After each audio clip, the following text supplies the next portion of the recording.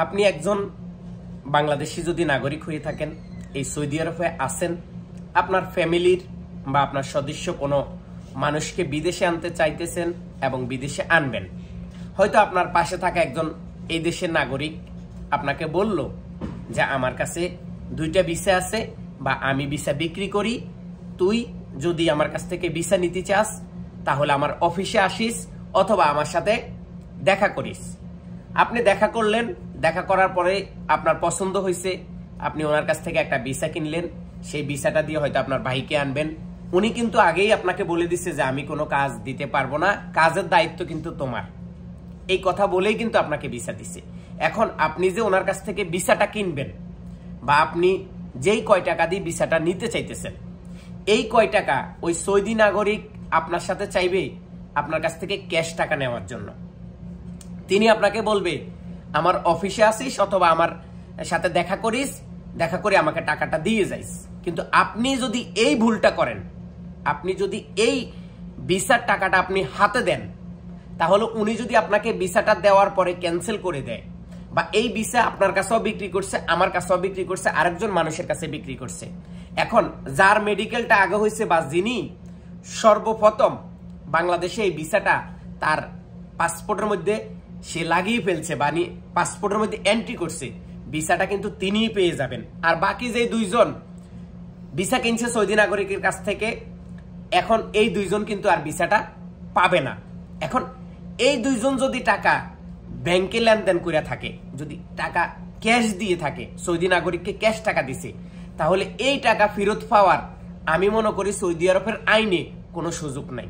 আর আপনি যদি এই কাজটা করেন যে সৌদি নাগরিকের কাছ থেকে আপনি ভিসাটা নিছেন, তাকে বলবেন তোর মুআসসাসার একটা অ্যাকাউন্ট নাম্বার দে অথবা তোর যে পার্সোনাল অ্যাকাউন্ট নাম্বারটা আছে সেই অ্যাকাউন্ট নাম্বার দে, আমি টাকাটা সেখানে ডিপোজিট করব।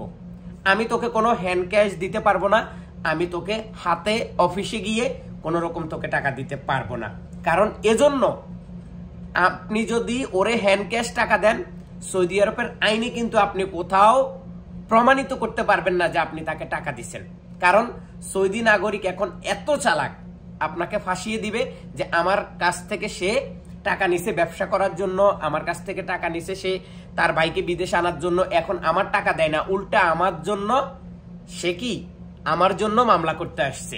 আর সৌদি সরকার বলতেছে বা সৌদি শ্রম মন্ত্রণালয় কি বলতেছে যে কোনো প্রমাণ ছাড়া আপনি কোনো মানুষের নামে অভিযোগ করলে সেটা কোনো রকম গ্রহণযোগ্য না। তাহলে আমাদের কি করতে হবে?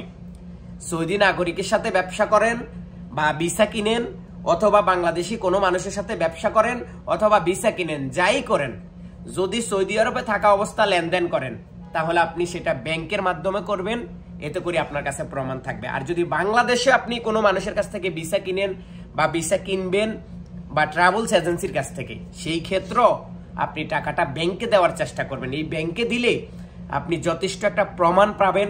এই প্রমাণ নিয়ে আপনি যদি সরকারের কাছে, পুলিশের কাছে, মন্ত্রণালয়ে যেখানে যান, আপনার এটা গ্রহণযোগ্য হবে। আমরা যারা হ্যান্ড ক্যাশ হাতে লেনদেন করি, এটা আসলে আইনের কাছে এটা আসলে গ্রহণযোগ্য নয়। তো এই কাজটা থেকে আমরা দূরে থাকবো।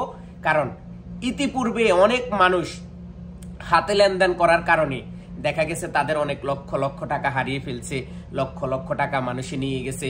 সৌদি নাগরিক বলেন, বাংলাদেশি বলেন, ব্যবসায়ী বলেন, অনেক মানুষ কিন্তু ক্ষতিগ্রস্ত হয়েছে। আমরা চাই না এখন প্রত্যেকটা মানুষের কাছে হাতে হাতে মোবাইলে একটা অ্যাকাউন্ট আছে, প্রত্যেকটা মানুষ রাস্তার পাশ থেকে এটিএম থেকে টাকা উঠাইতে পারে, ডিপোজিট করতে পারে। তাহলে আমরা হ্যান্ড ক্যাশ টাকা কেন অন্য মানুষকে দিব? তো হ্যান্ড ক্যাশ টাকা দেওয়া থেকে বিরত থাকুন, চেষ্টা করবেন টাকাটা ব্যাংকে দেওয়ার জন্য। আর হ্যান্ড ক্যাশ দিলেই আপনার কাছে যদি যথেষ্ট প্রমাণ থাকে, সেটাও কিন্তু তেমন একটা গ্রহণযোগ্য হবে না। ব্যাংকে দিলেই সেটা গ্রহণযোগ্য হবে। সবাই ভালো থাকুন, সুস্থ থাকুন, দেখতে থাকুন আমাদের ইউটিউব চ্যানেল এবং যুক্ত থাকুন আমাদের ফেসবুক পেজে। আল্লাহ হাফেজ।